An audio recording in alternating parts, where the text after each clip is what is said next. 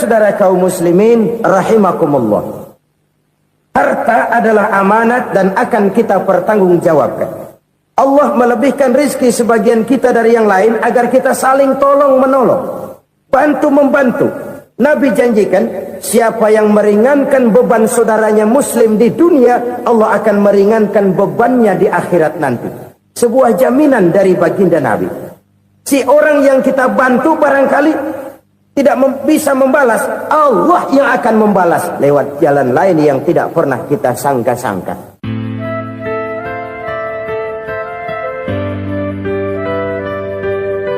Selalu berusaha menyimpan sesuatu yang bisa membawa manfaat, baik untuk dirinya, untuk anak cucunya, maupun untuk keluarganya, untuk masa kini dan masa depannya. Kadang simpanan itu berbentuk uang, kadang berupa tanah, lain saat berbentuk pabrik, dan lain sebagainya. Sementara masa depan yang paling pasti adalah akhirat.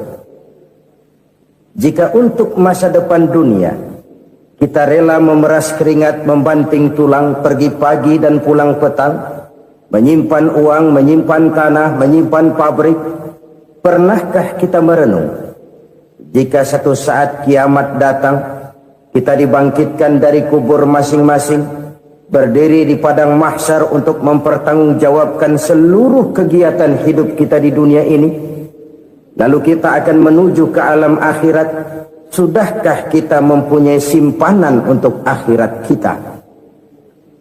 Pada pertemuan kali ini saya ingin menyampaikan sebuah hadis di mana Rasulullah sallallahu alaihi wasallam bersabda, arba'un min kanzil jannah.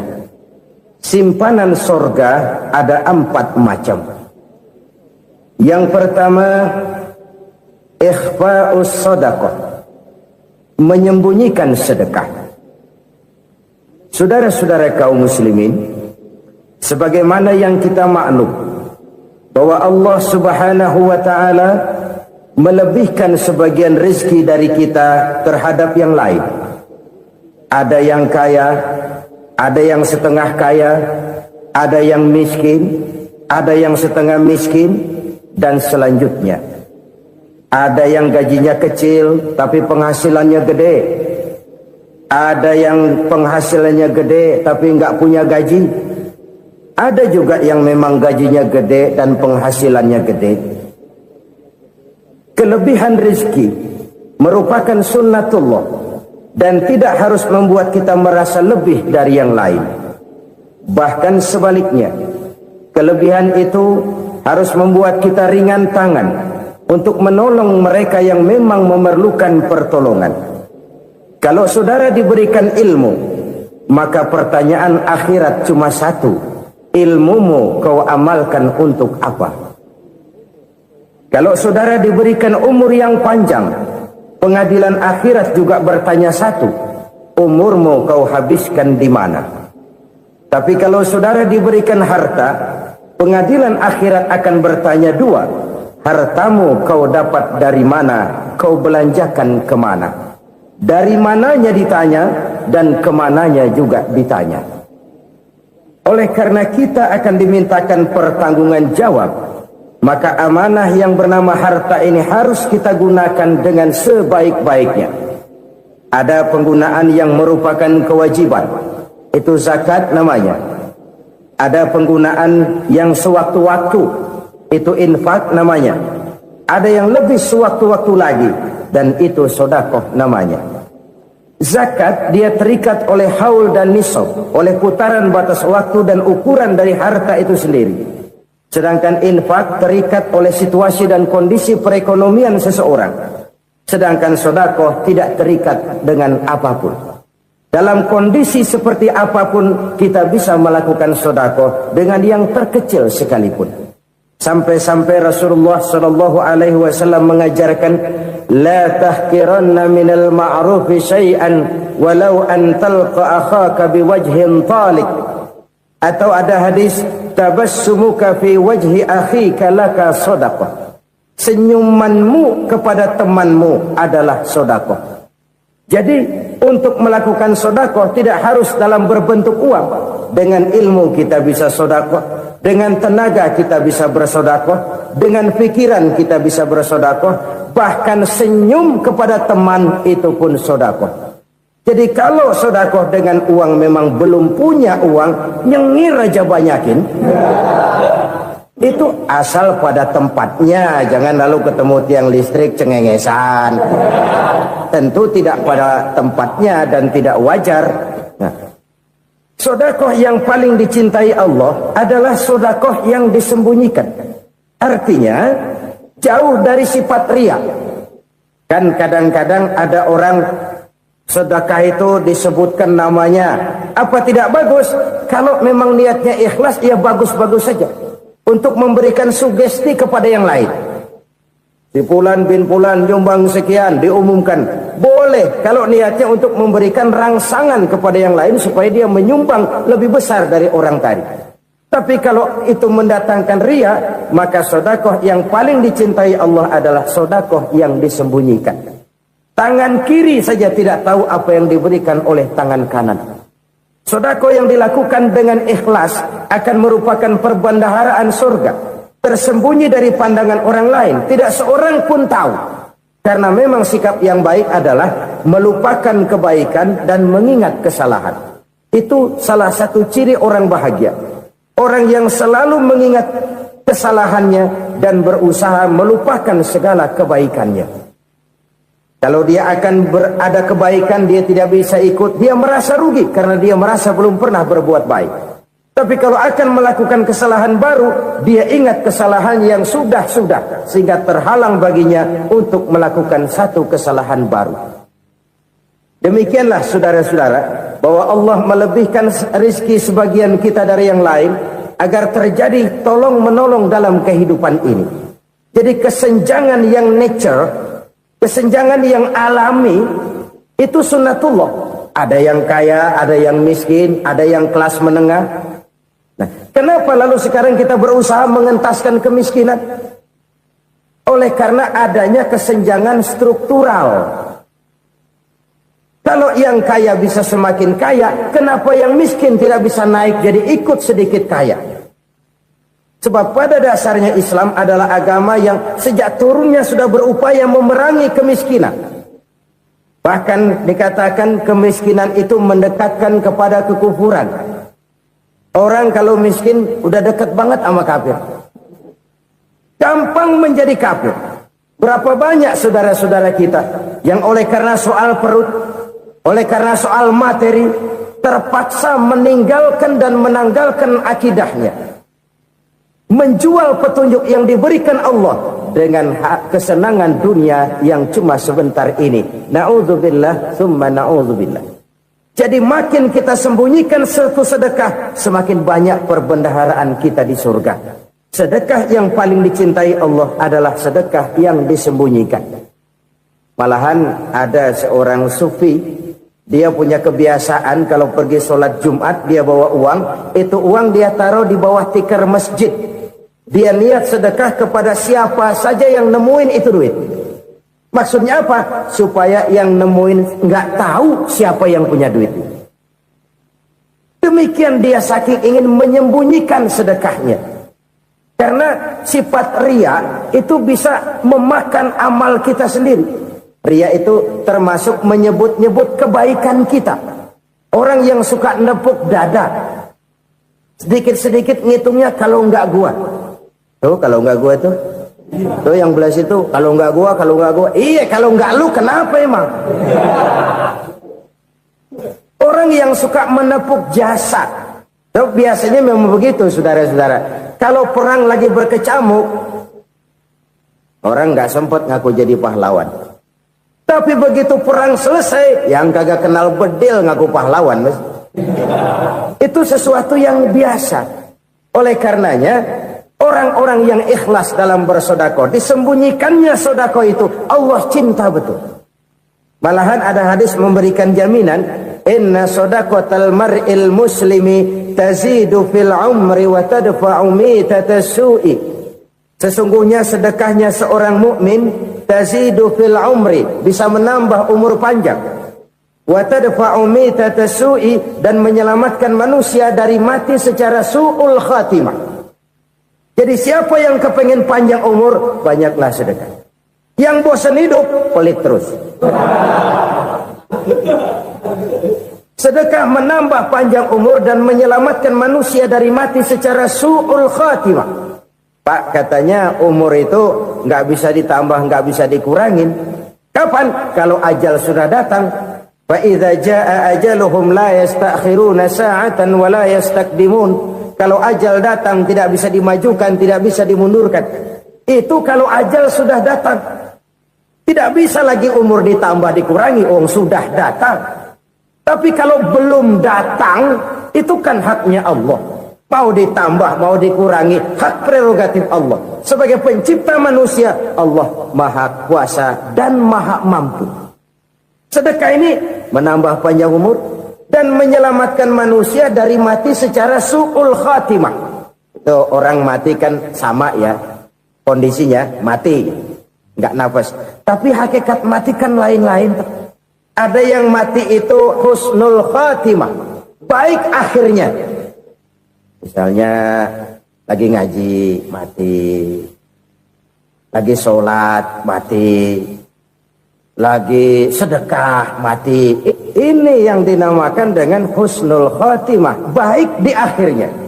Sebaliknya ada yang su'ul khatimah, jelek di akhirnya. Ini yang jadi catatan akhir. Lagi nyekek botol, mampus. Lagi banting kartu, modar.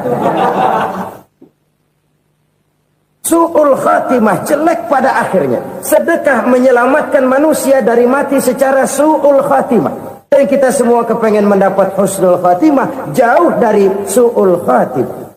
Oleh sebab itu yang bisa menyelamatkan kita dari penyakit itu antara lain adalah sedekah yang disembunyikan, yang dikerjakan dengan ikhlas karena Allah, tidak karena kepengen dipuji orang, tidak karena ingin dikatakan orang pemurah. Sebab orang dermawan itu orang yang memberi tanpa harus diminta. Kalau masih harus diminta, ya belum dermawan namanya, masih harus diminta. Kalau nggak diminta ya tulus, lolos, polos. Saudara-saudara kaum muslimin rahimakumullah. Harta adalah amanat dan akan kita pertanggungjawabkan. Allah melebihkan rizki sebagian kita dari yang lain agar kita saling tolong menolong, bantu membantu. Nabi janjikan siapa yang meringankan beban saudaranya muslim di dunia, Allah akan meringankan bebannya di akhirat nanti. Sebuah jaminan dari baginda Nabi. Si orang yang kita bantu barangkali tidak bisa membalas, Allah yang akan membalas lewat jalan lain yang tidak pernah kita sangka-sangka. Ada orang tanya, Pak, ini ada orang nyumbang masjid sambil marah-marah, bagaimana? Saya bilang sumbangannya aja ambil, marahnya jangan. Marahnya jangan diambil, itu urusan dia. Saudara-saudara kaum muslimin rahimakumullah. Umat Islam ini kan umat yang punya potensi besar. Kadang kita merenung, kenapa kadang-kadang pembangunan masjid kok lambat sekali? Kalau hotel hari ini peletakan pertama, bulan depan peresmian. Supermarket hari ini peletakan batu pertama, minggu depan peresmian. Tapi kalau sudah yang namanya masjid, kadang-kadang peletakan batu pertama sekaligus jadi batu terakhir. 3 tahun, 4 tahun, campur nebar jalak di jalanan, duit dijaring kayak ikan sepat. Apa tidak ada orang Islam yang kaya? Banyak. Apa tidak ada pengusaha muslim yang jadi konglomerat? Ada. Lalu yang belum banyak itu yang komit terhadap nilai-nilai agamanya. Akhirnya kita jatuh jadi umat yang lemah. Belum ada pengusaha konglomerat muslim buka pabrik supermi cap bedug misalnya umpamanya atau pabrik kecap cap sorban supaya identitas keislamannya sedikit kelihatan. Kita jatuh jadi umat yang lemah karena potensi tidak terinventarisir dengan baik. Kita ini ibarat kompor yang cuma matengin nasi orang lain. potensi kita dimanfaatkan oleh orang lain. Ukhuwah Islamiyah kita baru terbatas kepada silaturahmi. Ukhuwah di bidang ekonomi kita lemah, ukhuwah di bidang kebudayaan kita lemah, apalagi ukhuwah di bidang politik kita lebih rapuh lagi. Padahal ukhuwah itu adalah totalitas kehidupan manusia, menyangkut ipolek sosbud, memerlukan nilai-nilai ukhuwah. Jadi oleh karena itu mari kita menyadari di dalam harta kita, walaupun kita yang cari pergi pagi pulang sore peras keringat banting tulang, di sana ada harta anak yatim, di sana ada hak masjid, di sana ada hak pesantren, di sana ada hak jihad. Berbahagialah seseorang apabila dia oleh Allah dijadikan keran. Keran itu menyimpan air, tapi tidak untuk dirinya, tapi disalurkannya kepada mereka yang memang memerlukannya. Saudara-saudara kaum muslimin rahimakumullah, ini yang pertama. Jadi perbendaharaan surga adalah menyembunyikan sedekah. Orang lain nggak tahu, kita pun nggak pernah ngitung-ngitung. Kita anggap lewat begitu saja, padahal itu deposit akhirat. Satu. Yang kedua, perbendaharaan surga itu apa? Wa kitmanul musibah, menyembunyikan kesulitan. Kadang orang takut menghadapi kesulitan, tapi makin kita merenung, hidup ini kan sebenarnya urusan. Takut sama urusan ya jangan hidup. Tandanya orang hidup itu kalau punya urusan. Urusan melupakan problem, problem sering menimbulkan kesulitan. Kesulitan bukan untuk ditakuti, tapi untuk diatasi dan dicarikan jalan keluarnya. Siapa sih orangnya yang nggak pernah sulit-sulit? Makin tinggi status sosialnya, makin gede urusannya. Makin tinggi kualitas imannya, makin berat tingkat kesulitannya. Cuma memang yang namanya enak itu seperti pelangi. Biang lala itu nggak pernah di atas kepala kita, di atas kepala orang melulu. Lu sih enak lu, kata kita. Dia juga bilang yang enak kan lu. Pelangi itu nggak pernah di atas kepala kita. Kata tukang beca, aduh enak ya naik Mercy. Kata tukang beca, apa yang di dalam mobil Mercy? Aduh enak bener tukang beca, di jok ngeringkuk ngorok pulas bener. Saya kamar pakai AC sejuk, tempat tidur sutra empuk, alga spring bed, gula kulik nggak bisa pulas kalau belum minum Valium, belum tidur. Enak bener tukang beca, di jok ngorok nggak tahu wetan kulon. Si tukang beca bilang yang di Mercy enak, yang di Mercy bilang tukang beca enak. Inilah enak, nggak pernah di atas kepala kita, di atas kepala orang lain melulu enak itu. Nah saudara-saudara, yang merupakan perbendaharaan surga itu orang yang bisa menyembunyikan kesulitan, baik pribadi ataupun rumah tangga. Nih terutama rumah tangga yang jadi soalnya. Kadang-kadang kita ini kalau senang, sebaliknya kalau senang kita diam, kalem aja, cuek. Banyak banget duit kita bawaan, diam aja udah. Malah ketemu orang takut. Tapi begitu susah, sekampung tahu. Padahal Nabi mengajarkan perbendaharaan surga itu menyembunyikan musibah, menyembunyikan kesulitan. Kalau enak, cerita sama orang-orang. Kalau nggak enak, rasain sendiri, tekan sendiri, atasin sendiri. Kita kan sebaliknya. Tenang kita diam, asal lagi susah, paling tidak kita nyari teman buat cerita kesusahan. Siapa orangnya yang nggak pernah susah? Cuma soalnya bagaimana kita mengatasi kesusahan itu sendiri. Begitu juga misalnya kalau orang sudah berumah tangga, itu orang tuanya harus menjadi tempat dia cerita yang enak-enak saja. Yang nggak enak rasain berdua, selesaikan berdua, atasin berdua. Jangan dibalik. Asal senang diam, giliran susah saja. Maknya laporan. Terbalik. Bisa menjaga security informasi. Maka nama bayam keluar diam, malah seluitan. Enak amat lo makan daging ayam. Security informasi. Saudara-saudara kaum muslimin rahimakumullah. Ujian yang terberat itu yang pernah diberikan kepada para nabi para rasul, para aulia, para ulama, makin tinggi keimanan, makin berat bentuk kesulitan. Ayo saya kemukakan satu contoh saja. Ada seorang nabi yang kaya, nabi kaya, namanya Nabi Ayub. Iblis kalau orang begini kan keki, ibadahnya rajin, kaya. Nih yang kayak begini susah digodain. Kalau ibadahnya rajin, miskin, kali bisa disogok. Sini imannya mantap, ibadahnya rajin, kaya, nabi lagi. Oh, tapi namanya iblis nggak kurang akal. Laporan, Tuhan, kenapa Les? Ya ini bahasa saya, bahasa Qurannya sih nggak gitu. Itu hambamu yang namanya Ayub, dia rajin ibadah cuma karena dikasih kaya aja.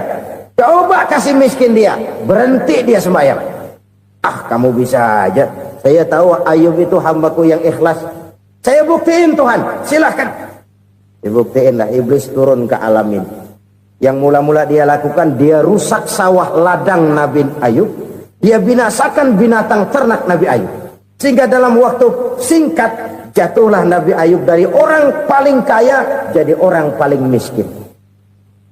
Beliau masih ibadah di mihrab dalam masjid. Datang iblis. Saudara Ayub, ya. Lagi ngapain? Ibadah. Nyembah Allah, nyembah Allah. Oh, percuma. Kenapa? Tuhan yang ente sembah nih, dia udah bikin miskin ente. Sawah ladang ente hancur lebur, binatang ternak binasa. Sekarang ente jadi orang paling miskin. Ngapain nyembah Tuhan kayak begitu? Tekor.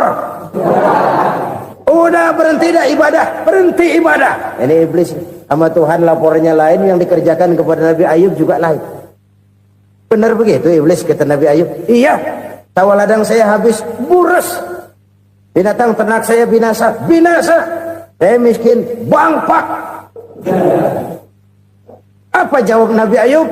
Bukan innalillahi, ya ini hebat. Alhamdulillahillazi a'tani wa akhza minni. Segala puji bagi Allah yang telah memberikan harta kepada saya dan sekarang mengambilnya lagi. Alhamdulillah. Allah yang ngasih, Allah yang ambil. Itu mah urusan Allah. Iblis cuman ibadah jalan terus, sujud lagi Nabi Ayub. Iblis seleher gondok banget. Dasar Nabi nggak mempan dia apa-apain. Miskin malah alhamdulillah. Allah yang ngasih, Allah yang ngambil. Jadi kalau kita tidak komit, kita tidak terikat kepada kaya, miskin, senang, susah, apa yang bisa bikin kita susah? Jadikan kekayaan, kemiskinan, jadikan senang, susah sebagai anak buah yang bisa kita atur. Jangan kekayaan ngatur kita, jangan kemiskinan ngatur kita. Kita yang harus mengatur mereka. Senang, susah, kaya, miskin, bahagia, sengsara, jadikan itu anak buah yang bisa kita atur. Kalau sekarang kita kaya, lain saat boleh jadi kita miskin, semiskin-miskinnya. Allah yang ngasih, Allah yang ngambil. Tenaga mana yang bisa menghalangi? Ibadah jalan terus. Iblis makin gondok. Dasar Nabi loh. Akhirnya apa? Nabi Ayub dikerjain, diberikan penyakit. Demikian fatal penyakitnya. Bayangin, udah miskin sakit. Masya Allah. Miskin sakit. Sakitnya nggak lama, kira-kira 16 tahun. Istrinya 3, 2 mental minta ceraiin. Ngerawatin laki bengek begini. Senang belum tentu, susah udah pasti nih. Cerai aja, cerai dah. Cerai. Tinggal satu Siti Rahmah yang setia menemani beliau. Sesetia-setianya hati perempuan. Satu saat Siti Rahmah bilang, "Bang, iya, abang kan Nabi bang. Lalu, namanya Nabi kan doanya jarang meleset bang.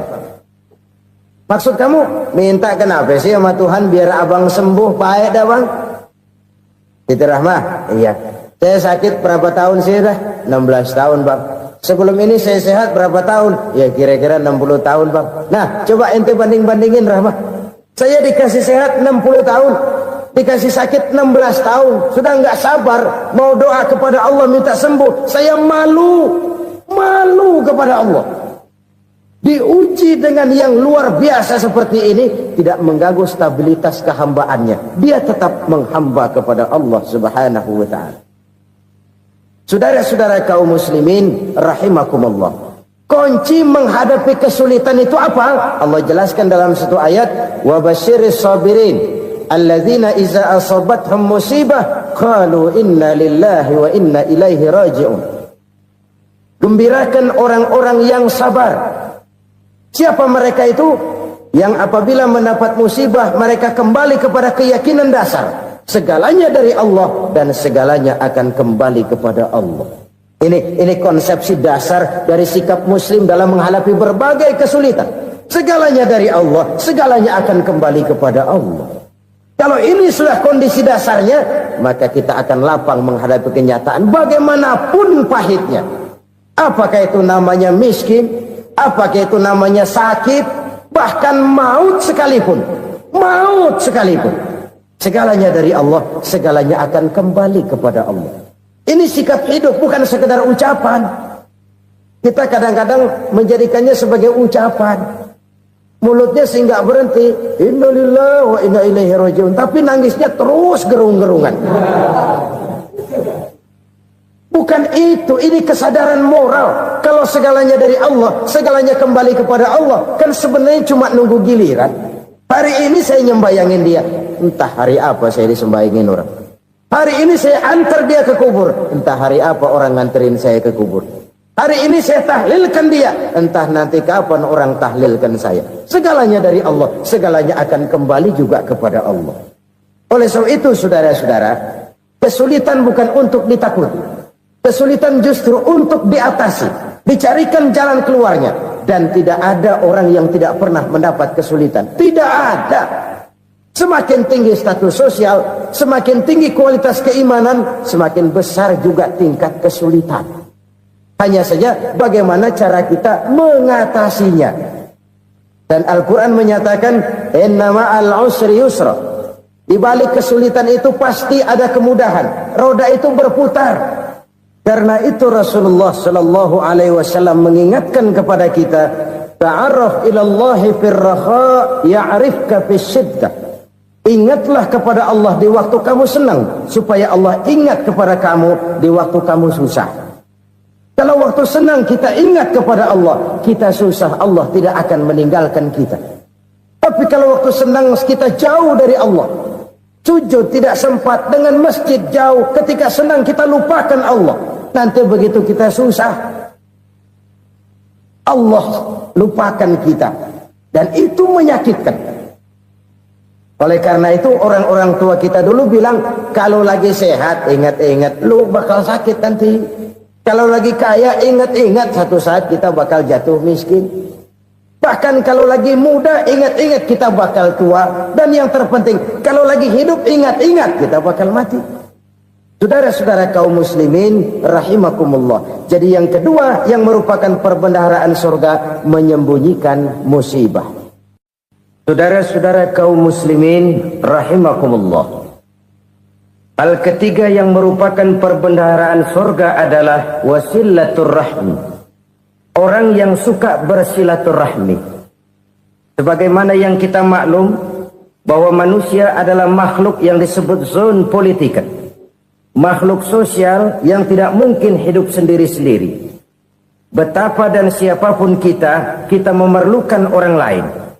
Bodoh betul manusia kalau tinggal di tengah masyarakat tapi tidak mau bermasyarakat. Merasa hebat sendiri, pinter sendiri, gagah sendiri, kaya sendiri. Mungkin kalau mati juga ngubur sendiri. Jangankan kita di sini. Di sorga saja Nabi Adam waktu sendirian bengong melulu, mondar mandir. Allah tegur dam sepi dam. Jadi ini kalau bahasa saya, iya Tuhan sepi ini nggak ada colek-colekan pisan ini.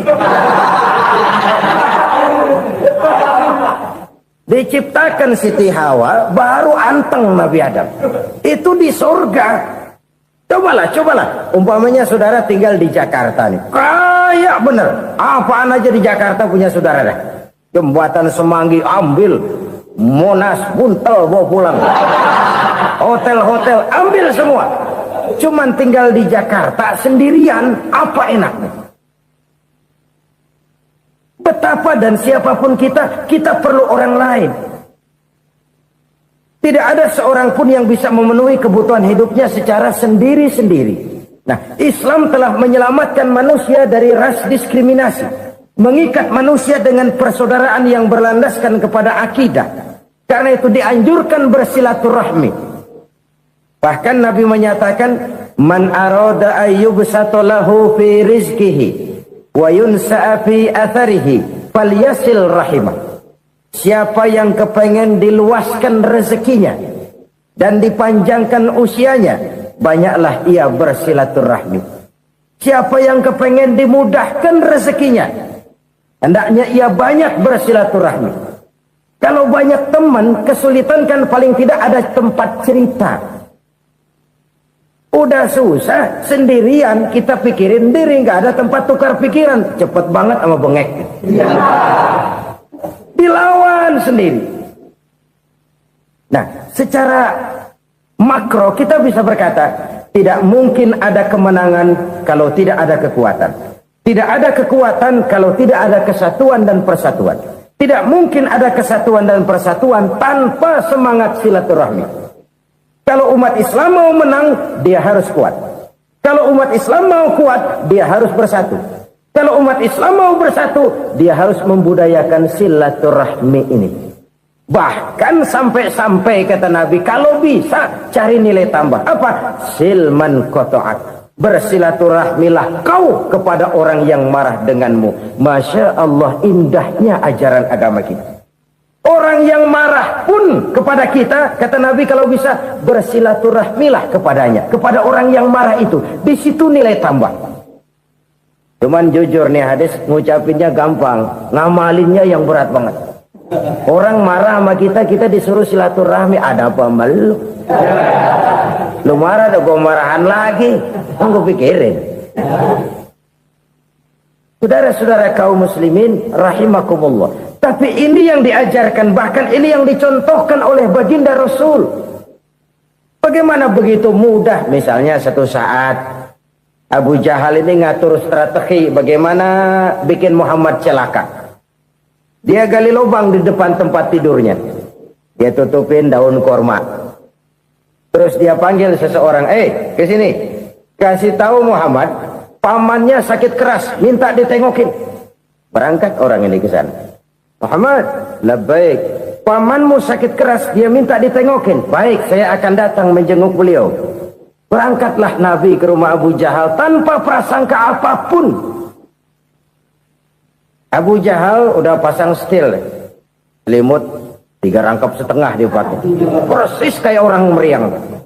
Tapi sembari ngintip dari balik selimut, begitu Muhammad buka pintu, nah masuk perangkap nih. Muhammad jalan menuju tempat pembaringan. Makin lama makin dekat, makin lama makin dekat, makin dekat ke lubang yang dipasang oleh Abu Jahal itu. Dalam hati Abu Jahal, terus dah jatuh, mampus dah lo ini. Mampus lo hari ini nih. Apa yang terjadi? Malaikat Jibril datang. Muhammad, pamanmu cuma pura-pura sakit. Di depan tempat tidurnya ada lubang perangkap supaya kamu jatuh ke situ. Sudah, kamu pulang. Balik kanan Nabi. Sudah hampir jatuh ke lubang, balik kanan, pulang.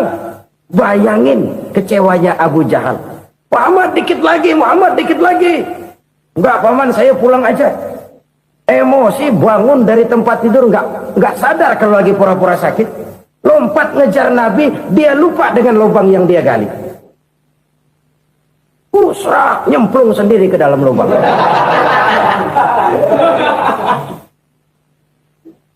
Nabi terus berlalu. Ini terjadi keanehan. Jatuh ke lubang yang dia gali itu sebenarnya nggak terlalu dalam ya, antara 3-4 meteran lah. Tolong saya jatuh ke lubang ini. Datanglah pelayan-pelayannya itu. Angkat saya dari sini. Oh, yang ngulurin tambang. Satu gulung belum juga nyampe itu tambah. Kurang beli lagi ke warung. Sambung ulur lagi enggak juga bisa sampai. Wah ini kerjaan Muhammad ini. Tolong siapa salah seorang kamu ke rumah Muhammad, kasih tahu encangnya kecebur. Minta ditolongin. Sampaikan kepada Rasul. Kenapa? Pamanmu jatuh ke lubang, Muhammad minta tolong diangkatin. Tambang udah nyambung-nyambung nggak nyampe juga. Ya nanti saya datang saya tolong. Cobain. Nyata-nyata orang berniat jahat mau mencelakakan dia. Datang dia menolong. Ini yang disebut air tuba dibalas air susu ya ini. Bukan sebaliknya. Air tuba dibalas air susu. Paman, kecebur ya? Iya Muhammad, tolongin pegang tangan saya. Nabi ulurkan tangannya, nyampe. Dipegang oleh Abu Jahal, diangkat ke atas. Sampai atas, apa kata Abu Jahal? Sihirmu memang hebat Muhammad. Udah ditolongin dikata sihir. Yang enak kita kemplang kan itu orang begitu. Urusan apa? Tapi inilah akhlak. Kalau bisa kamu bersilaturahmilah dengan orang yang marah kepadamu sekalipun. Orang marah kita tetap baik. So, kalau kita berbuat baik sama orang yang memang baik, rasanya sih biasa-biasa aja. Orang baik kita baik lagi, ya draw aja, belum ada nilai tambah di situ. Baru ada nilai tambah kalau kita bisa berbuat baik kepada orang yang nyakitin kita. Itu namanya kita setingkat di atas dia. Dia sakitin kita, kita berbuat baik sama dia. Dia pelit sama kita, kita baik sama dia. Dia marahin kita, kita deketin dia. Di situ kita punya nilai tambah. Jadi siapa yang ingin diluaskan rezekinya kata Nabi dan dipanjangkan umurnya, hendaklah ia banyak-banyak bersilaturahmi. Sederhana sebenarnya silaturahmi, tapi silaturahmi membangkitkan semangat kesatuan dan persatuan. Kesatuan dan persatuan melahirkan kekuatan. Dalam matematika 1 ditambah 1 pasti 2. Tapi di tengah masyarakat 1 orang takut ditambah 1 orang takut, hasilnya jadi 2 orang setengah berani. Kenapa setengah berani? Karena udah berdua. Tadi pan takut sendirian. Kalau dia kumpul turu-turu takutlah jadi berani. Kita yang lemah, kita yang tidak berdaya, kita yang miskin, kalau mau kompak bersatu, apa yang nggak bisa kita kerjain? Apalagi tinggal di kota besar, pilihan cuma 2. Bertahan atau minggir. Bertahan atau minggir. Untuk bisa bertahan harus mampu bersaing. Untuk mampu bersaing harus punya keahlian. Keahlian harus ditunjang dengan pendidikan, ditambah oleh kekompakan sebagai umat. Udah miskin mencar mulu, orang injek kita. Orang nggak pandang urusan apa malu. Oleh karena itu silaturahmi pada hakikatnya merupakan roh dari ukhuwah yang diajarkan oleh agama kita. Bagaimana Islam menyelamatkan masyarakat manusia dari ras diskriminasi, mengikat manusia, dan tidak ada persaudaraan yang lebih indah selain persaudaraan yang diikat dengan nilai-nilai akidah. Sepanjang orang di jalan Allah, itulah saudara kita. Keluar dia dari jalan Allah, selesailah persaudaraan sampai di situ. Karena itu, kalau ingin menyimpan sesuatu di surga, banyaklah bersilaturahmi. Datang ke rumah ini, datang ke rumah itu, dan lain sebagainya. Itu simpanan kita di akhirat nanti. Ini yang ketiga. Saudara-saudara, yang keempat, perbendaharaan surga itu apa? Wa qawlu la hawla wa la quwwata illa billah. Ucapan la hawla wa la quwwata illa billah. Ibadah kan ada yang berat, modalnya besar. Bangun masjid berat, modalnya besar. Bangun rumah sakit berat, modalnya besar. Ada ibadah yang berat, tapi modalnya ringan. Misalnya puasa. Puasa itu berat, mengendalikan nafsu. Kalau sekedar nggak makan nggak minum sih enteng, mengendalikan nafsu itu jihad terbesar. Tapi kan modalnya ringan, cuma niat saja. Ini ibadah berat, modalnya ringan. Ada ibadah yang ringan, modalnya juga enteng. Seperti termasuk ucapan la haula wa la quwwata illa billah. tanpa sadar. La haula wala quwata illa billah. Nyelengin tuh di surga. Nyelengin, kita nggak terasa. Nyelengin simpenan akhirat. La haula wala quwata illa billah. Nyimpan lagi. Kaget. La haula wala quwata illa billah. Nyimpan lagi. Banyak simpenan. Walaupun sebenarnya yang dimaksud di sini adalah kesadaran batin.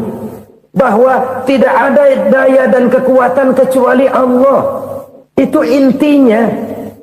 Kita memulai pekerjaan disunahkan baca bismillah, kan begitu. Apa itu? Kesadaran moral. Bahwa ini saya bisa kerjakan. Saya kerjakan ini dengan menyebut nama Allah. Kenapa? Kalau Allah tidak memberikan daya dan kekuatan, mana mampu saya kerjakan ini. Maka saya kerjakan ini dengan menyebut nama Allah. Bismillah. Kesadaran moral. Manusia hanya wajib berusaha, tapi nggak pernah wajib berhasil. Banyak hal-hal yang kalau kita renungkan secara rasio nggak mungkin, tapi jadi kenyataan. La haula wala quwata illa billah. Tidak ada daya dan kekuatan kecuali bagi Allah semata-mata. Kesadaran moral akan kelemahan dan keterbatasan makhluk bernama manusia. Kadang kita kagum dengan otak, tapi kita sering lupa sama yang bikin otak. Padahal bagaimanapun hebatnya otak, yang bikin otak pasti lebih hebat dari otak. Nggak percaya, silahkan otak-otakan. Inilah kecenderungan. Kita kagum dengan pesawat-pesawat mutakhir, bukan main besi gede banget terbang itu. Alangkah hebatnya. Lalu apa yang bikin otak tidak lebih hebat dari itu semua? Kita puji laut. Apa yang bikin laut tidak lebih hebat dari laut itu? La haula wa la quwata illa billah. Tidak ada daya dan kekuatan kecuali Allah. Apa yang bisa kita lakukan kalau tidak karena daya dan kemampuan yang diberikan oleh Allah kepada kita? Lahirlah sikap tawadu, rendah hati, tidak melonjak menjadi angkuh dan sombong, sadar akan kelemahan dan keterbatasan diri.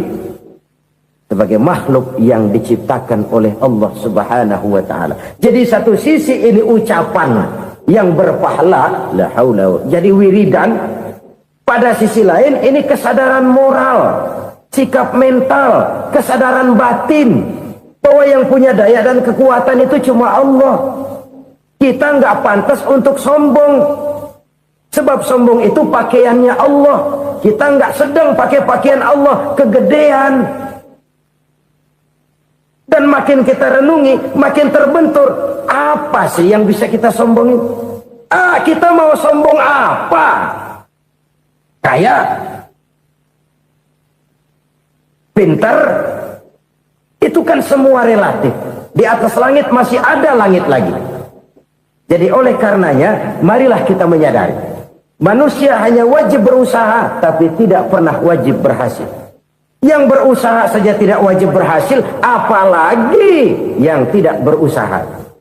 Islam bukan agama orang pemalas yang selesai sholat lalu endelohom, nggelenggem ayem-ayem. Tapi Islam bukan agama orang sombong yang setelah berusaha lalu tidak memerlukan Allah. Kita bisa saja bikin proyeksi, tahun sekian kita bakal panen besar menurut perhitungan otak. Tapi ada kejadian lain. Apa? Tikus ngambek. Habis itu dimakanin tikus, panen gagal. Proyeksi rasional gagal oleh tikus-tikus yang ngambek itu. Bisa saja terjadi. Tahun depan kita panen besar, urung. Kenapa? Musim panas panjang. Dan sekarang ini koran-koran bikin berita musim mengalami penyelewengan. Bukan cuma manusia yang nyeleweng sekarang. Musim pakai nyeleweng. Mestinya kan musim hujan udah selesai, masih hujan-hujan juga. Musim. Nah sekarang kita boleh bikin proyeksi, kita bakal panen besar. Tahu-tahu musim panas panjang, sawah retak, air kering. Cari teknokrat yang paling botak, suruh pendekin tuh musim panas. La haula wa la quwata illa billah. Inilah kesadaran moral. Saudara, saya teringat satu saat ada seorang konglomerat. Umurnya ya kira-kira 70-an. Satu saat dia ditanya oleh wartawan, "Pak, umur Bapak berapa sih?" "Ya paling 10 tahun." 10 10 tahun. 10 tahun. Anak bapak berapa orang? Satu saja. Satu. Harta bapak berapa? Ya paling-paling bangsa 7 juta kali. 7 juta? Iya. Pak, kenapa bapak bohongi saya? Bapak punya buku biografi. Koran-koran, majalah-majalah banyak memuat cerita riwayat hidup bapak. Saya tahu umur bapak 70. Kenapa bilang cuma 7 tahun? Saya tahu anak bapak 8. Kenapa cuma bilang 1? Saya tahu harta bapak miliaran, mungkin triliunan. Pabrik di mana-mana, bank di mana-mana. Kenapa bilang uang bapak cuma 7 juta? Nah, kata si konglomerat tadi, kamu benar nak, kamu benar. Umur saya kalau jumlahnya memang 70 nak. Cuman ingat-ingat saya, baru 7 tahun terakhir ini saya sujud. Baru 7 tahun terakhir ini saya berusaha dekat dengan Allah. Saya laksanakan perintahnya, saya jauhi larangannya. 7 tahun inilah rasanya yang ada nilainya di hadapan Allah. Yang 63 tahun matong, kelabu, kelem umur gue. Habis untuk maksiat, untuk munkarat. Maka ketika ditanya tadi, umur saya 7 tahun itu. Oh begitu Pak. Oh iya. Lalu anak Pak. Anak bapak kan 8. Kenapa bilang cuma 1? Nah, kalau jumlah hitungannya memang anak saya 8. Tapi dari 8 orang ini rasanya cuma 1 nih. Yang bakal jadi buah hati, belahan jantung. Pelanjut cerita, penerus sejarah. Bakal jadi anak soleh yang akan mendoakan saya. Cuma 1 rasanya anak saya ini yang bakal jadi buah hati saya. Besar-besaran saya. Yang akan mendoakan di kubur saya. Yang akan mendoakan di akhirat saya. Yang 7 orang mana? Masya Allah, yang atu tenggeng, yang atu nyekek botol mulu, yang atu nggak karu-karuan. Makanya saya bilang 1 anak saya yang akan bisa mendoakan saya. Oh begitu Pak. Iya. Nah harta Pak, harta bapak kan triliunan. Pabrik bapak di mana-mana. Uang bapak hampir di tiap bank-bank besar. Kenapa bilang cuma 7 juta? Betul kau nak. Harta saya kalau jumlahnya memang miliaran, triliunan mungkin. Tapi yang saya ingat baru 7 juta tuh yang saya belanjakan di jalan Allah. Saya nyumbang masjid, saya santuni yatim piatu, saya bantu pembangunan pesantren, saya bantu pembangunan rumah sakit Islam. Itu yang akan saya bawa pulang ke akhirat, yang 7 juta itu. Yang triliunan itu nanti akan diperebutkan oleh anak-anak saya sebagai waris saya. Jadi harta saya 7 juta itu yang bakal nemenin saya di akhirat. Yang akan saya bawa pulang jadi teman saya. Saudara-saudara kaum muslimin, jangan-jangan orang tua itu adalah kita-kita ini. Jangan-jangan kita-kita ini adalah orang tua itu. Jangan-jangan itu potret dari diri kita masing-masing. Dari sekian umur yang diberikan Allah, berapa tahun yang ada nilainya di hadapan Allah? Dari sekian anak-anak yang merupakan amanah, berapa yang akan mendoakan kita sebagai orang tuanya menjadi anak soleh? Dari sekian banyak harta yang diberikan Allah, berapa yang akan kita bawa pulang menghadapnya nanti, yang kita belanjakan di jalan Allah? Ini sebuah potret kehidupan. Karena itu kita kembali kepada la haula wa la quwwata illa billah. Kita wajib berusaha, kita wajib berikhtiar. Selebihnya, segala daya dan kekuatan hanya milik Allah saja semata-mata. Satu kesadaran batin dari setiap pribadi muslim. Setelah ia berusaha dan berikhtiar, ia menyerahkannya kepada Allah Subhanahu wa ta'ala. Jadi, satu sisi ini merupakan wiridan ucapan yang mengandung pahala. Pada sisi lain, ini merupakan sikap batin dari seorang muslim di dalam ia menghadapi realitas kehidupan ini. Saudara-saudara kaum muslimin rahimakumullah. Kalau ini kita jadikan satu basis kehidupan, maka ini akan menyelamatkan manusia dari kemungkinan tergelincir menjadi orang yang lupa diri dan lupa darat.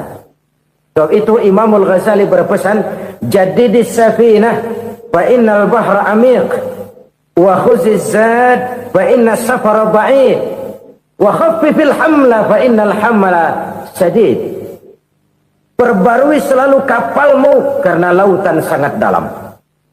Bawa bekal yang banyak karena perjalanan ini sangat jauh. Ringankan beban, karena kebanyakan beban akan menyakitkan. Alangkah indah kalimat ini, alangkah dalam makna yang terkandung di sana. Perbarui selalu kapalmu karena lautan sangat dalam. Apa artinya ini? Jaga mentalmu baik-baik. Pelihara imanmu baik-baik, karena hidup penuh cobaan seperti lautan. Kita kalau berlayar di lautan kan kadang-kadang tenang, angin bertiup sepoi-sepoi basah. Jika malam datang, bintang gemintang bertabur menghias cakrawala. Rembulan memantulkan sinarnya dengan indah. Dalam keadaan begitu berlayar enak. Tapi lain saat ombak menggunung, halilintar menyambar, angin topan bertiup. Berapa banyak sudah saudara-saudara kita yang tenggelam di lautan dunia tanpa sadar bahwa dia belum sampai kepada pantai yang akan dituju. Berapa banyak sudah saudara-saudara kita yang tenggelam di lautan dunia ini tanpa sempat bangkit lagi. Dia menyangka sudah sampai kepada tujuannya.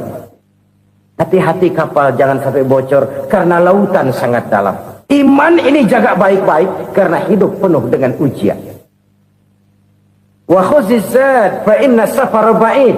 Bawa bekal yang banyak karena perjalanan sangat jauh. Saudara mau ke Bandung, bawa duit. Saudara mau ke Surabaya, banyakan lagi duitnya. Saudara mau ke Mekah, gepokan, iketan tuh duit nggak lembaran lagi. Makin jauh perjalanan, makin banyak bekal yang harus kita bawa. Kalau saudara dari Jakarta mau ke Surabaya, kagak bawa duit berangkat juga, itu sih bukan berani namanya, nekat. Sampai Surabaya belum tentu, sengsara di jalan udah pasti. Kenapa? Nggak bawa bekal berangkat. Sama juga kita nih, misalnya belum sempat sembahyang, mati. Waduh, berani banget orang. Belum punya bekal, mati. Sengsara di jalan. Atau bekal tidak cukup. Dari Jakarta saudara mau ke Surabaya, bawa duit 500 perak. Paling jauh Cikampek nyampenya itu. Paling jauh itu. Antara jauhnya perjalanan dengan bekal yang saudara bawa tidak seimbang. Hidup ini perjalanan panjang. A walking tour. Dimulai dari alam arwah. Sebelum jasad diciptakan, roh diciptakan lebih dulu. Dari situ pindah ke alam rahim. Dari alam rahim pindah ke alam dunia. Dari alam dunia pindah ke alam barzah. Baru menuju akhirat. Satu perjalanan panjang. Kalau bekal tidak bawa, sengsara di jalan. Bawa bekal yang banyak karena perjalanan ini sangat jauh. Wa khaffifil hamla, ringankan beban karena beban itu cuma akan menyulitkan. Kalau bekal itu sih keperluan, tapi beban nggak kita perluin, cuma ngeberat-beratin. Apa ini beban? Dosa, kecurangan, kebatilan, kezoliman, ketidakadilan, kesewenang-wenangan. Itu akan jadi beban kita di akhirat. Alangkah celakanya, perjalanan panjang, bekal tidak bawa, beban kelewat banyak, alamat sengsara di jalan. Pahala tidak ada, dosa berlipat ganda. Na'udzubillah, summa na'udzubillah.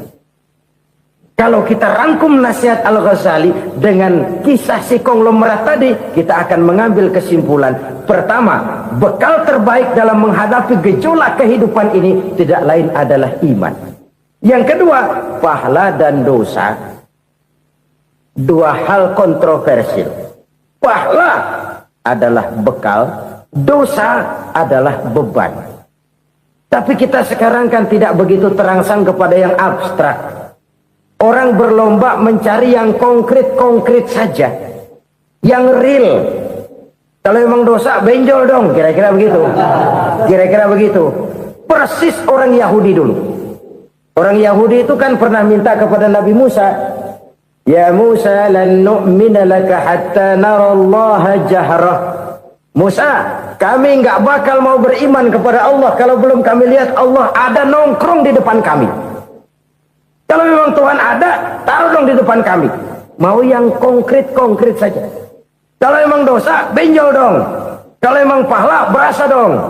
Orang terangsang kepada yang real, yang konkret-konkret saja. Karena itu untuk mengejar dosa orang mau bayar, tapi untuk mengejar pahala walaupun tidak bayar orang segan. Ini yang dikatakan oleh Nabi, kamu mengharapkan ke surga tapi kamu berat melaksanakan sesuatu yang bisa membawa kamu ke surga. Kamu ingin jauh dari neraka tapi tiap saat kamu lakukan perbuatan-perbuatan yang justru menjerumuskan kamu ke neraka. Idda'aitum an-najata minan nar wa ramaitum fiha anfusakum. Kamu ingin selamat dari neraka, tapi kamu lemparkan diri kamu ke neraka. Kamu ingin masuk surga, tapi berat sekali kamu melakukan perbuatan-perbuatan yang bisa menyampaikan kamu di surga.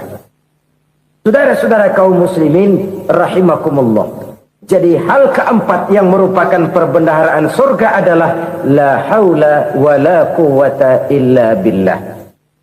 Satu sisi ini merupakan ucapan yang memperberat timbangan akhirat. Pada sisi lain ini merupakan sikap hidup seorang muslim. Kesadaran batin yang sangat dalam bahwa tidak ada daya dan kekuatan kecuali Allah. Dan itu kita simbolkan pada saat memulai pekerjaan dengan Bismillah. Dengan menyebut nama Allah. Satu kesadaran moral. Saya hanya bisa melakukan ini karena diberikan daya dan kekuatan oleh Allah. Lahirlah sikap tawadu, rendah hati, tidak melonjak menjadi angkuh dan sombong. Saudara kaum muslimin rahimakumullah. Harta adalah amanat dan akan kita pertanggungjawabkan. Allah melebihkan rizki sebagian kita dari yang lain agar kita saling tolong menolong, bantu membantu.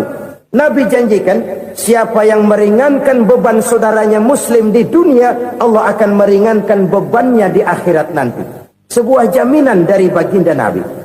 Si orang yang kita bantu barangkali tidak bisa membalas, Allah yang akan membalas lewat jalan lain yang tidak pernah kita sangka-sangka.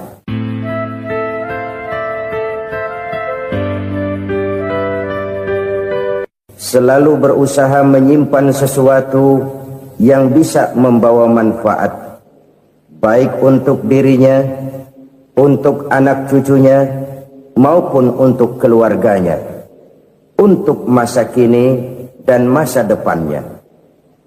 Kadang simpanan itu berbentuk uang, kadang berupa tanah, lain saat berbentuk pabrik, dan lain sebagainya. Sementara masa depan yang paling pasti adalah akhirat.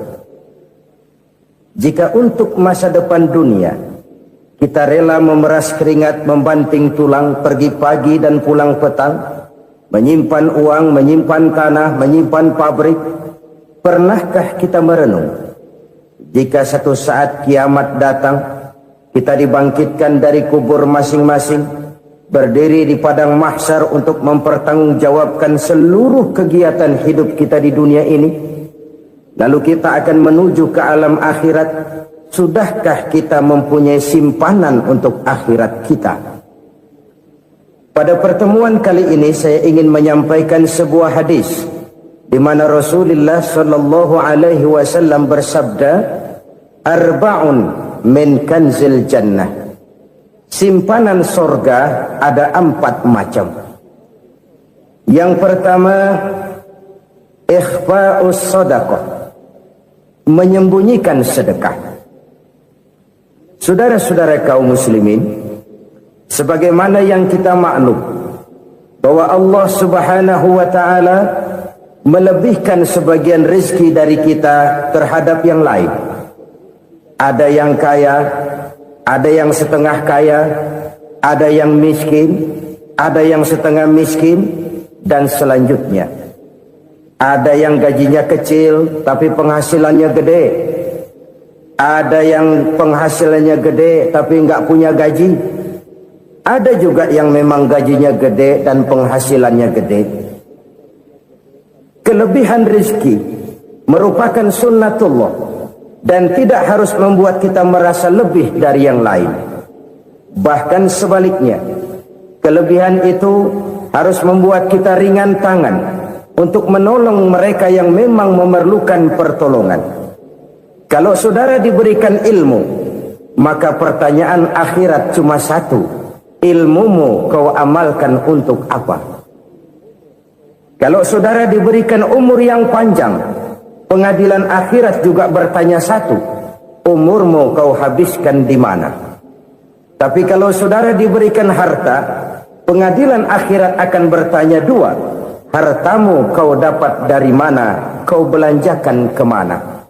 Dari mananya ditanya, dan kemananya juga ditanya.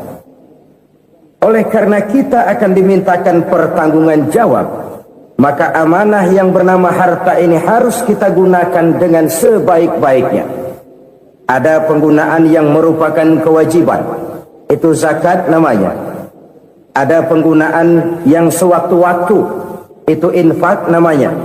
Ada yang lebih sewaktu-waktu lagi, dan itu sedekah namanya. Zakat dia terikat oleh haul dan nisab, oleh putaran batas waktu dan ukuran dari harta itu sendiri. Sedangkan infak terikat oleh situasi dan kondisi perekonomian seseorang. Sedangkan sedekah tidak terikat dengan apapun. Dalam kondisi seperti apapun kita bisa melakukan sedekah dengan yang terkecil sekalipun. Sampai-sampai Rasulullah sallallahu alaihi wasallam mengajarkan, la tahqiranna minal ma'rufi syai'an walau an talqa akhaka biwajhin talik. Atau ada hadis, tabassumuka fi wajhi akhika laka shadaqah. Senyumanmu kepada temanmu adalah sedekah. Jadi untuk melakukan sedekah tidak harus dalam berbentuk uang. Dengan ilmu kita bisa sedekah, dengan tenaga kita bisa bersedekah, dengan pikiran kita bisa bersedekah, bahkan senyum kepada teman itu pun sedekah. Jadi kalau sedekah dengan uang memang belum punya uang, nyengir aja banyakin. Itu asal pada tempatnya, jangan lalu ketemu tiang listrik cengengesan. Tentu tidak pada tempatnya dan tidak wajar. Nah, sedekah yang paling dicintai Allah adalah sedekah yang disembunyikan. Artinya jauh dari sifat riya.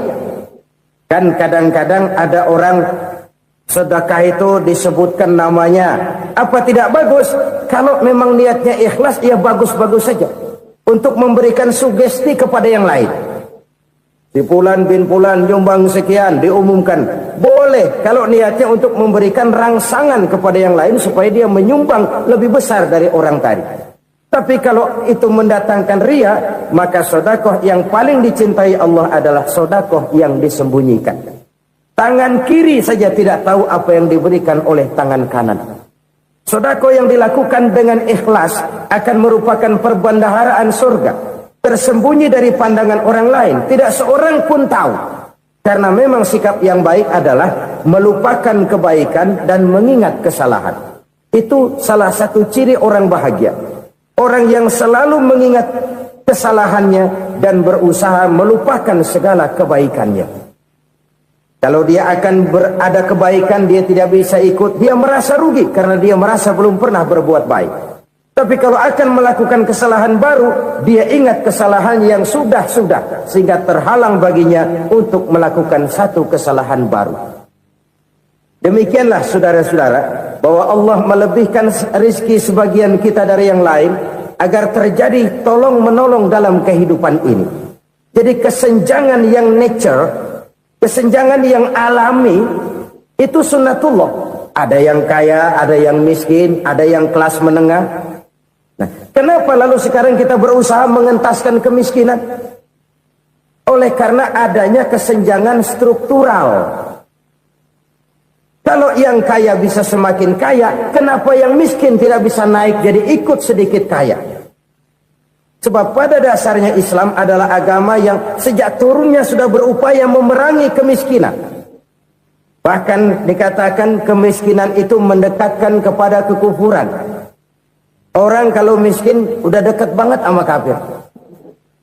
Gampang menjadi kafir. Berapa banyak saudara-saudara kita yang oleh karena soal perut, oleh karena soal materi, terpaksa meninggalkan dan menanggalkan akidahnya. Menjual petunjuk yang diberikan Allah dengan kesenangan dunia yang cuma sebentar ini. Na'udzubillah, thumma na'udzubillah. Jadi makin kita sembunyikan satu sedekah, semakin banyak perbendaharaan kita di surga. Sedekah yang paling dicintai Allah adalah sedekah yang disembunyikan. Malahan ada seorang sufi, dia punya kebiasaan kalau pergi sholat Jumat dia bawa uang, itu uang dia taruh di bawah tikar masjid. Dia niat sedekah kepada siapa saja yang nemuin itu duit. Maksudnya apa? Supaya yang nemuin nggak tahu siapa yang punya duit. Demikian dia saking ingin menyembunyikan sedekahnya. Karena sifat riya itu bisa memakan amal kita sendiri. Riya itu termasuk menyebut-nyebut kebaikan kita.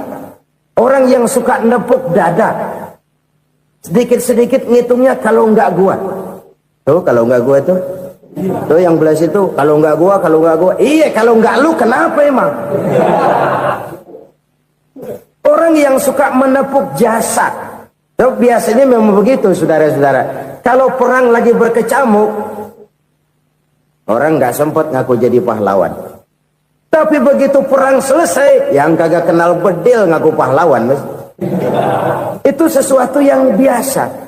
Oleh karenanya, orang-orang yang ikhlas dalam bersedekah, disembunyikannya sedekah itu, Allah cinta betul. Malahan ada hadis memberikan jaminan, inna sedaqatal mar'il muslimi tazidu fil umri wa tadfa'u mitatas su'i. Sesungguhnya sedekahnya seorang mukmin tazidu fil umri, bisa menambah umur panjang, wa tadfa'u mitatas su'i, dan menyelamatkan manusia dari mati secara su'ul khatimah. Jadi siapa yang kepengen panjang umur, banyaklah sedekah. Yang bosan hidup, pelit terus. Sedekah menambah panjang umur dan menyelamatkan manusia dari mati secara su'ul khatimah.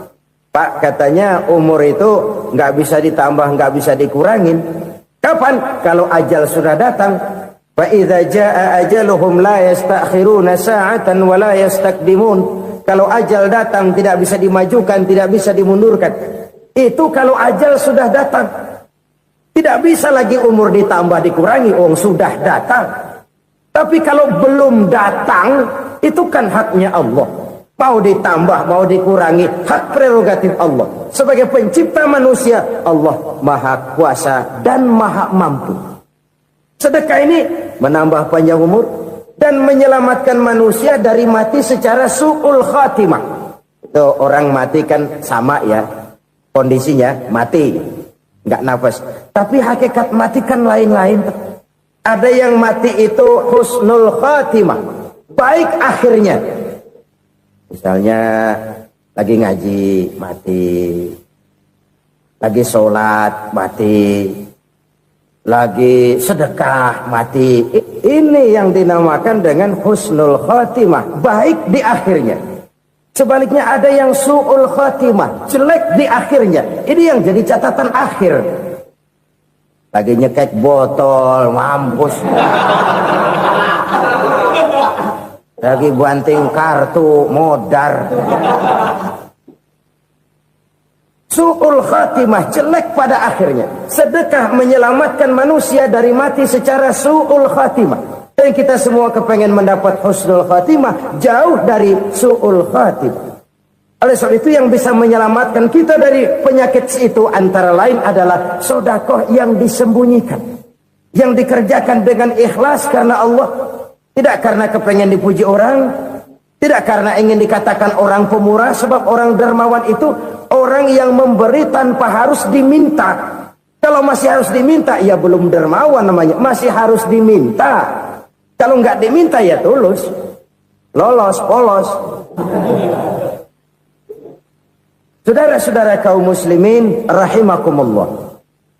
Harta adalah amanat dan akan kita pertanggungjawabkan.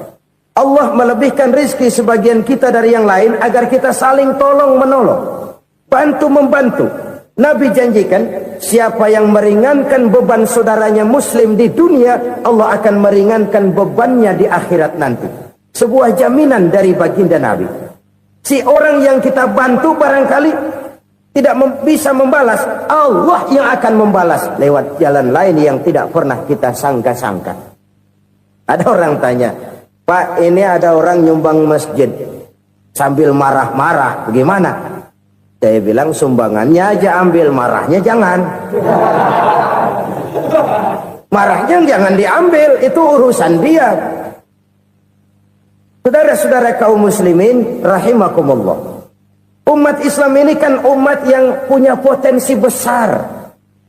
Kadang kita merenung, kenapa kadang-kadang pembangunan masjid kok lambat sekali?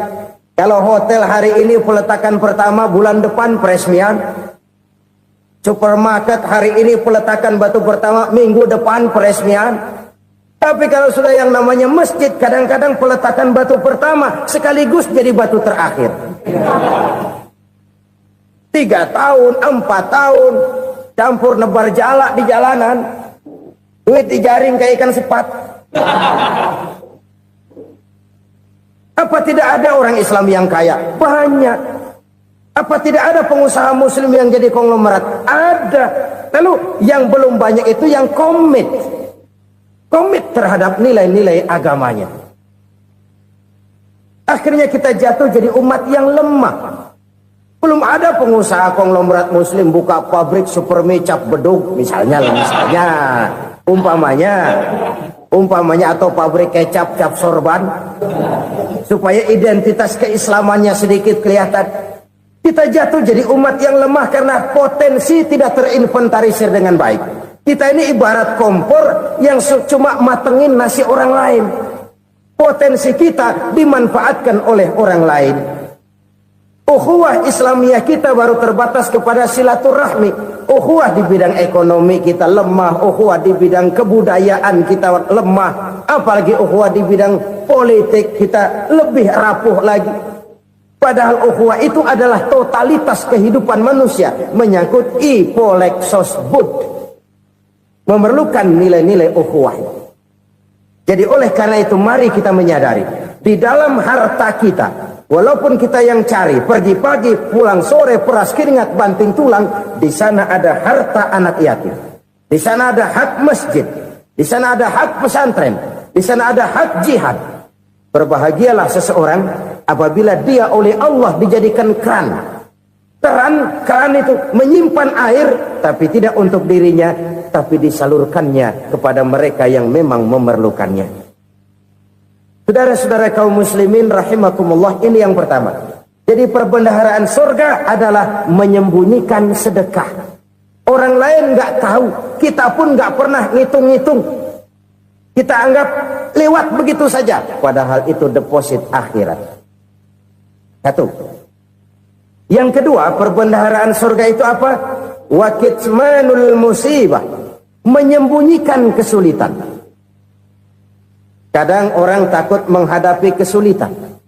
Tapi makin kita merenung, hidup ini kan sebenarnya urusan. Takut sama urusan ya jangan hidup. Tandanya orang hidup itu kalau punya urusan. Urusan melupakan problem. Problem sering menimbulkan kesulitan. Kesulitan bukan untuk ditakuti, tapi untuk diatasi dan dicarikan jalan keluarnya. Siapa sih orangnya yang nggak pernah sulit-sulit? Makin tinggi status sosialnya, makin gede urusannya. Makin tinggi kualitas imannya, makin berat tingkat kesulitannya. Cuma memang yang namanya enak itu seperti pelangi. Biang lala itu nggak pernah di atas kepala kita, di atas kepala orang melulu. Lu sih enak lu, kata kita. Dia juga bilang yang enak kan lu. Pelangi itu nggak pernah di atas kepala kita. Kata tukang beca, aduh enak ya naik Mercy. Kata tukang beca, apa yang di dalam mobil Mercy? Aduh enak bener tukang beca, di jok ngeringkuk ngorok pules bener. Saya kamar pakai AC sejuk, tempat tidur sutra, empuk, alga spring bed, gula kulik, nggak bisa pules kalau belum minum Valium, belum tidur. Enak bener tukang beca, di jok ngorok nggak tahu wetan kulon. Si tukang beca bilang yang di Mercy enak, yang di Mercy bilang tukang beca enak. Inilah enak, nggak pernah di atas kepala kita, di atas kepala orang lain melulu enak itu.